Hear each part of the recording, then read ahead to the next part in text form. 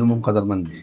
طلوع دا نوم هم چې کوم دی هغه دی چې کله نور راخیږي او کله سپوږمۍ راخیږي وي طلوع کیږي. نو بالکل تاسو نوجوانان یو زمونږ د دې وطن دپاره چې کوم دی په شان دی نور یې که نور راوخیږي نو ټولې تیارې ختمېږي. که هغه تیاره چې کوم دی د کوټې په منځ کې ولینې هغه هم ختمېږي.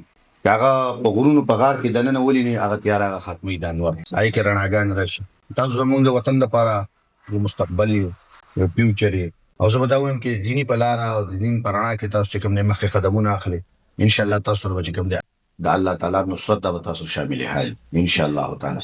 په لاره کې کوم تکالیف راځي هغه به تاسو برداشت کوئ او تکالیف چې څوک برداشت شي استقامت ورته الله تعالی ورکړي نو الله تعالی ورته لارې کولاوي. الله تعالی به چې کوم دی رحم کوي انشاءالله. او زه ته وایم چې د دین دپاره خدمت وکړئ. یو نه ورځ به چې کوم دی مونږ د مرګ راځي او جناب رسول الله صلی الله علیه وسلم ته مخامخ کېږو. پیغمبر ته مخامخ شو چې دواړو جهانو سردارانه خوشحالي.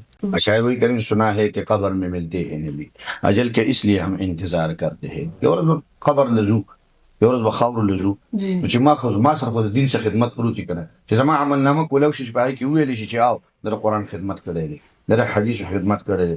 نو زه خپل چې کوم دی عوام ورونو ته خاص خصوصا خیبر پښتونخوا والو ته وایم چې طلوع واقعي چې کوم دی یو نوم د رڼا دی، یو نوم د ښایست دی، یو نوم د ښکلا دی، یو نوم د زینت دی، نوم د یو پیغام دی، د دین د یو خدمت دی، د قرآن د یو خدمت دی، د حدیثو د یو خدمت دی او د نوجوانانو یو فکر او یو سوچ دی انشاءالله تعالی. الله تعالی به انشاءالله تاسو ته کامیابي درکړي. الله تعالی مو ښه لره.